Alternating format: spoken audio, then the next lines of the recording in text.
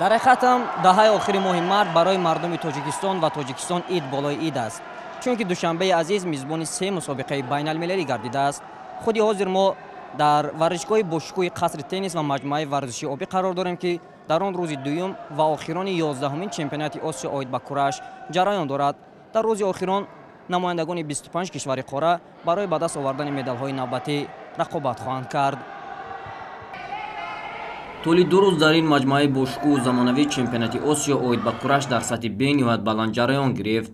از برگزاری این مسابقه و از کار کمیته تدارکات همگی داوران و سرمربیان و ورزشکاران خیلی راضی بودند.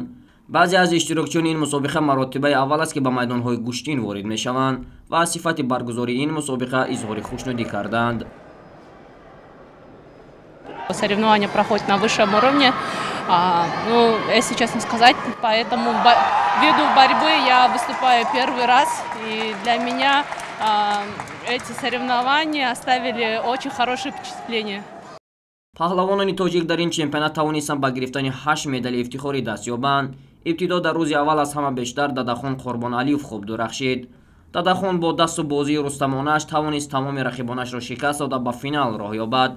رقیب فینالی او شاهرخ عثمانوف از ازبکستان نیز خیلی قوی بود، ولی نوبسته از این ددخان رقیب ازبکش را مواجه شکست نموده مدال طلایی وزن اضافه 100 کیلوگرم را به گردن آورد. یکی از پهلوانان با مهارت تاجیک حقنظر نظرов نیز میتوانست نشان زرین را صاحب شود، ولی در فینال با تفاوتی نه چندان زیاد از نماینده ایران مسعود قوی‌بازو شکست خورده مدال نقره را به دست آورد. همچنین در روز اول عمر رسولوف در وزن تا 81 کیلوگرم و مولوده اسلمova در وزن تا 87 کیلوگرم به گرفتن نشانهای برنجی مشرف شدند.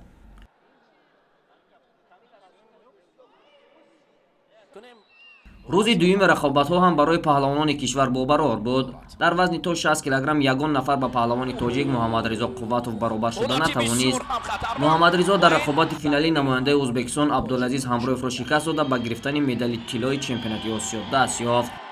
نبرد ما برای به دست آوردن نشان دوم طلا میرویم. در وزن اخیران حریف ما و آخری فینالی که ما این بار دوم از شکست میتم.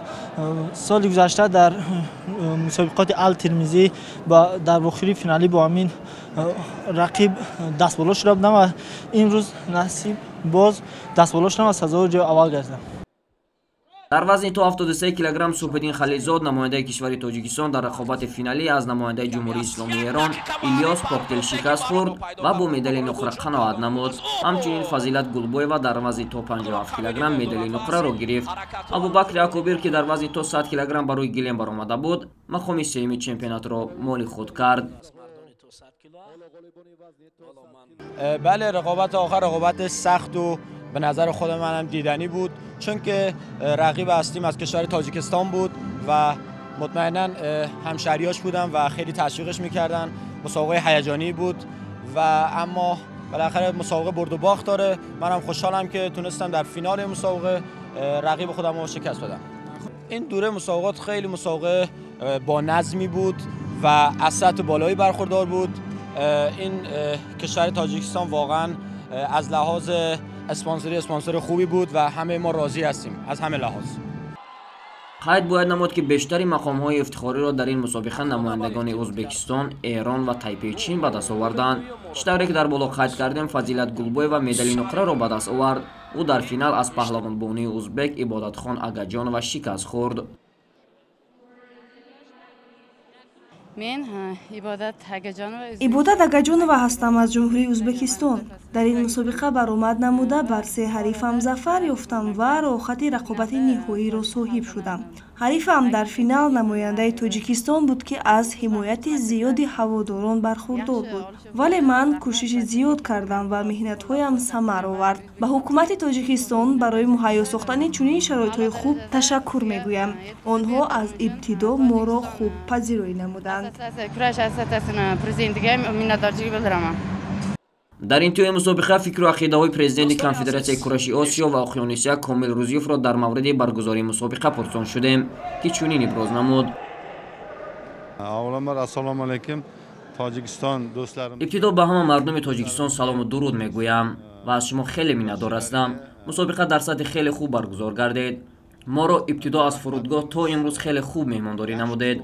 از حکومت تاجیکستان و راهبریت شهر دوشنبه ایسوری تشکری می نمایم و بعدا نوروز بین المللی را برای مردم تاجیکستان تبریک و تهنیت می گویم و برایشان تمام خوشی‌های جهان را آرزومندم و بگذار صلح و امانی و دوستی میان ما ابدی بماند.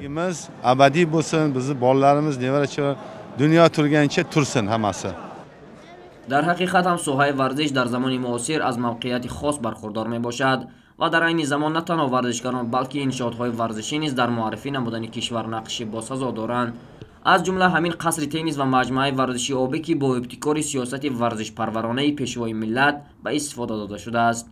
این مجمع تا به این مسابقه علاقه چند شورابینی‌های سطح بلند قهروی را میزبانی نموده بود. با چنین امکانات‌های خوب ما میتوانیم نه تنها چمپیونات‌های آسیا بلکه قهرمانی جهان، گرند اسلام، گرند پری و دیگر مسابقه‌های از این هم با نفوذ را میزبانی بنماییم.